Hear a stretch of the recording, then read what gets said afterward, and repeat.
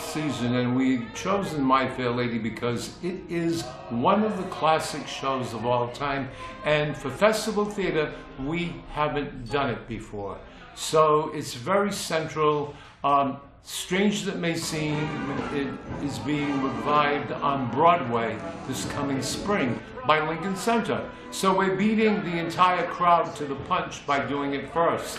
The show is based on the play Pygmalion, and it was brought to the stage and they musicalized it. And when you do a musical, if it seems to you that the emotion of the character is such that they should probably be singing rather than speaking, that's when it's kind of like material for a musical. Not every play lends itself to that.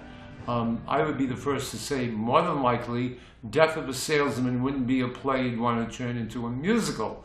So, but definitely Pygmalion became, it's now, My Fair Lady is infinitely more famous than Pygmalion, and yet Pygmalion is a very successful classic play.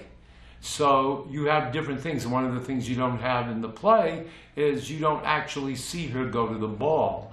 Eliza is a flower girl in the streets, and she has a terrible, terrible speech that you can't understand what she's saying, and she's attempting to speak English, but it doesn't sound like the English of the aristocrats.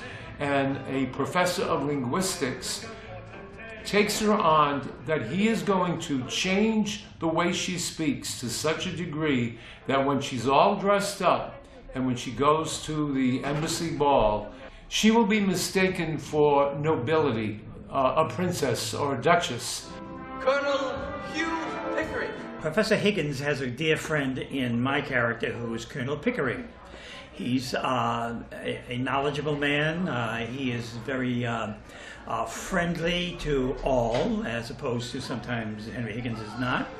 I definitely treat Eliza Doolittle as a lady from the start, and she appreciates that.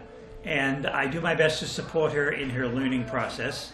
And we have a wonderful time on stage with the actors I'm with, so it really is very easy to get into the character of Colonel Pickering, because I really do feel very much for both of the lead actors, both Peter and Lindsay.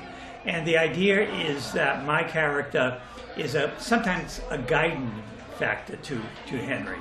And sometimes I have to prompt him a little bit and remind him he shouldn't be doing things.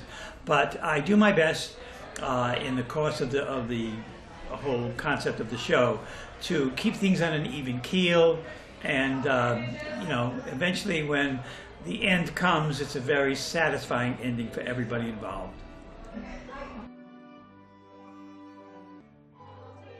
One of the major things is the importance of education, diligence, the ability to find beauty in everyday things, whether it's language or just going on to a beach one day and looking at the waves crash. It means a lot just to find those, savor those moments where you appreciate the beauty of things. In this case, it's the beauty of language, of speaking beautifully, of using correct English and language. And of course, in My Fair Lady, it's surrounded by incredible music and lyrics by Leonard and Lowe, and some of the most beautiful songs ever written for the Broadway stage. So it was interesting because they put that all together. Lerner and Lowe, who wrote many other musicals, including Brigadoon and most famously Camelot, wrote the score for the show, and it was directed by Moss Hart, a celebrated playwright and author, who also directed not only My Fair Lady on Broadway, but Camelot. The original cast was headed by Rex Harrison and Julie Andrews, who made her debut in this particular show at the age of 21. It's amazing. And yes, I know, it's hard to believe that that would be the case. And later in 1964, when it was made into a film, Audrey Hepburn played the role of Eliza Doolittle with probably not the same amount of success, but My Fair Lady won the Oscar as Best Movie of the Year, and back in 1956, My Fair Lady on Broadway won the Tony Award as the Best Musical of the Year. So it's always been a very honored show. It's a celebrated show. It has a huge history. So that's one of the reasons why we're doing it. Plus, it's an awful lot of fun. There are, all kinds of tunes in it. There are moments of laughter and romance. So it has everything.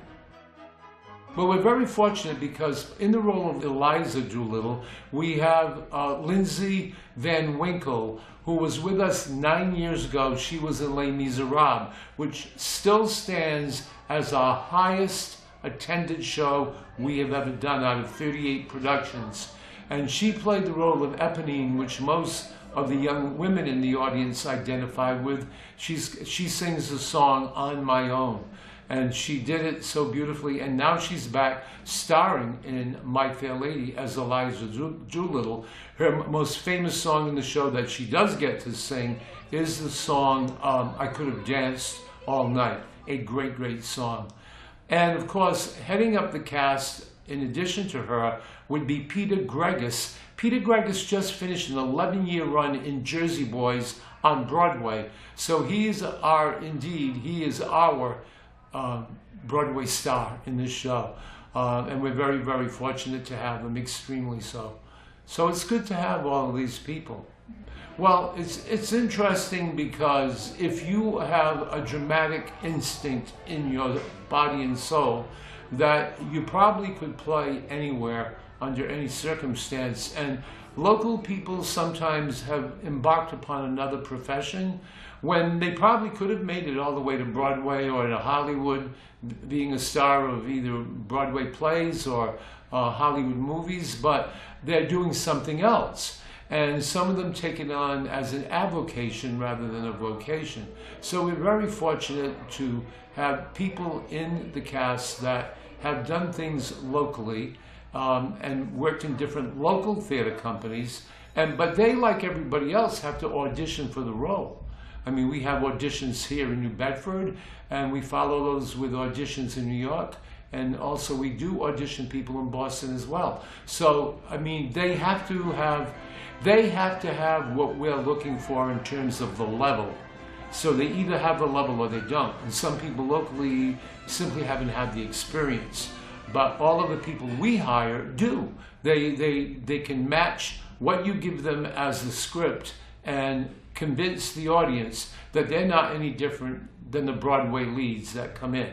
They just keep going up the ladder of success. And for some of them, they go all the way to the top, and some people don't make it that far, but that's the way it is, and there's nothing wrong with that.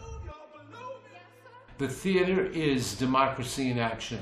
The reason why it's democracy in action is extremely diverse. People of every stripe, every nationality, every belief, every creed, every race, all these people are in shows. And the same thing. The only one thing I say to people is you have to have talent. It's the one thing that everybody in the cast has. It'll be playing in New York next year, starting in March, at Lincoln Center. And it probably will be a bigger production with more famous names, but you'll also have difficulty getting tickets, and the price will be sky high. So what I would say to people, this is a golden opportunity to see this show, and we have done an absolute fabulous job of providing magnificent sets and beautiful costumes, and we have a good-sized orchestra, and everything about the show, the acting, the singing, the dancing, is spectacle.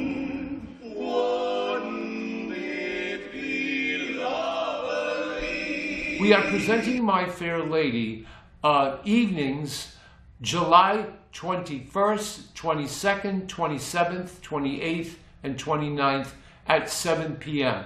And then we are also offering 2 matinees, July 23rd and 30th at 2 p.m. You can call for tickets at 508-994-2900. That's 508-994-2900. Tickets are available now, online, in person, and at the box office. So get your tickets. Don't miss out. It's going to be a great show.